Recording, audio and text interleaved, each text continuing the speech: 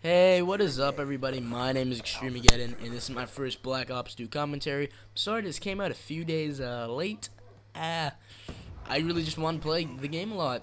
I'm using the TAR, actually MTAR, with Target Finder, Stock, and FMJ, and I'll go into detail why I like those attachments. People are going to think it's kind of newbie that I'm using the Target Finder, but there might be something you haven't noticed about the Target Finder, because the main reason I like the Target Finder is not because of the actual purpose of the Target Finder. Anyways, first of all, Black Ops 2 is an awesome game. I'm like level 43 right now. I prestige with the MTAR, so now I don't have any of the attachments. The cool thing is that you can now prestige with your guns, so you lose all your attachments, you keep the camos, and you start over again, and I think you get more camos, and you get to put your clan tag and emblem on the gun. There's a maximum of 2 prestiges, and the levels go up to the last attachment that you get with the gun. So for the MTAR, it's 17, because the last sight you get is the MMS, which you will see happen in this game. I actually prestige with the MTAR after this game. I also got the, I believe, Bloodshot camo. I go 41 and 18, 17, or something like that. It's not the best, but it was decently respectable, and yeah, it was a pretty decent game. Okay, so back to the gun. I want to give you tips about this game. So this game is relatively new. It came out about 3 days ago. I got midnight release. I had technical difficulties releasing some videos. It would piss me off a lot, but the game is relatively new, so if you're seeing this, you're probably still low level. You may not even have the game. You probably might be on the fence about getting this game. So this Black Ops 2 is very different from Modern Warfare 3, and I found out very early that you have to play this game extremely different. It's not like Modern Warfare 3 where you can come around the corner with an MP7 and just beat 3 guys. The guns are very balanced in this game. A lot of the time you're going to have to come around corners just aiming down sight. It's going to be like that. So that's going to bring me to the first attachment on the gun. I like the MTAR. It's a good, solid gun. Has good damage, rate of fire, low recoil. And yeah, it's just a good overall gun. Plus you get it right as you get custom classes. So it's just a nice, solid gun to use. And it really doesn't fail me.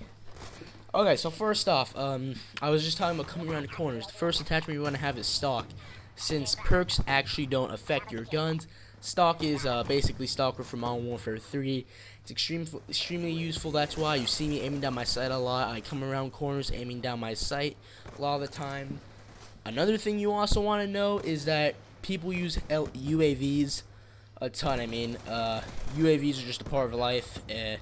I thought it was going to be a good way of balancing the game by making Ghost the last perk. I was totally wrong about that.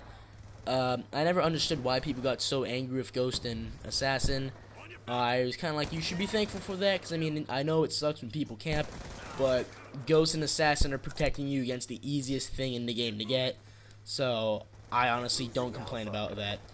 Anyways, yeah, not having a Ghost is just a problem, because UAVs are 3 kills, actually 3 kills or a capture, and whatever the combination is. They're easy to get, so you're going to want to beat your target off. Beat your target off. You're going to want to beat your target off the ball as fast as you want to. You want to get the jump on them. So that's the reason I have Stock on.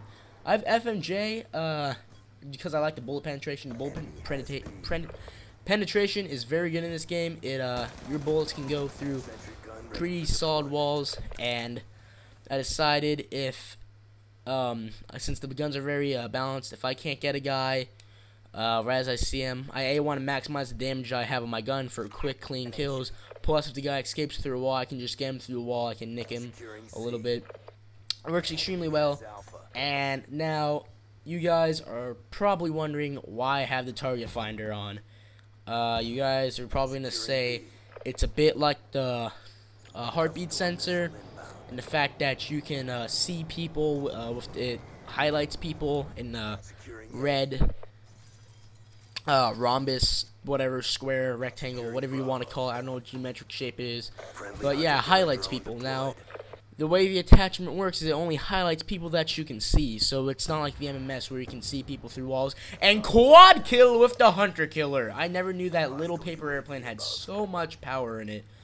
I pooped myself, honestly. I did not know how I got a quad kill with a hunter killer.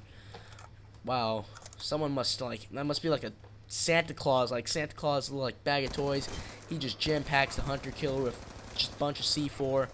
Damn. Anyways, the target finder, it highlights them, which you've probably seen multiple times. But right there, did you see it?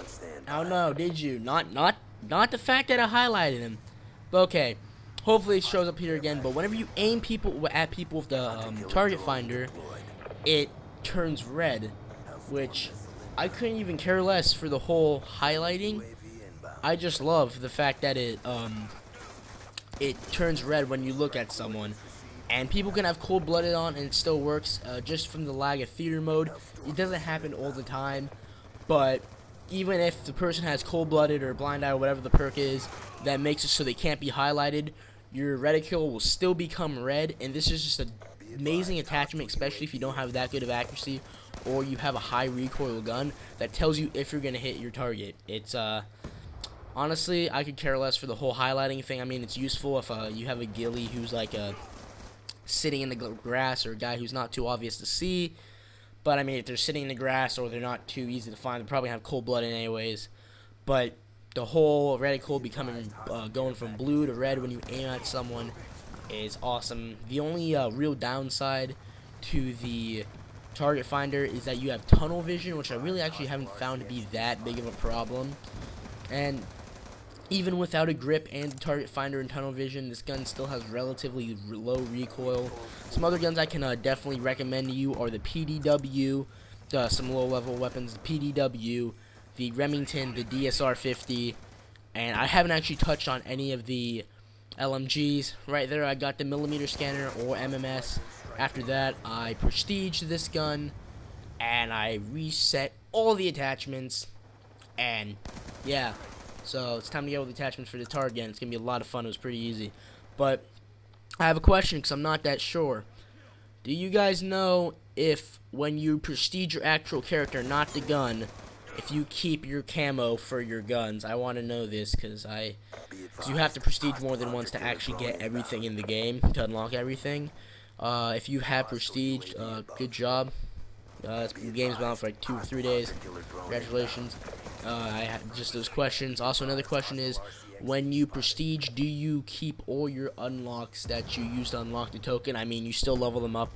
You still get them when you level up your character. Like, you'll still get the scar again at level 40. But say I've already unlocked the scar. When I get to level 40, will already be unlocked, or I have to spend another token on it. Those will just be some things to clear up because I'm not too sure.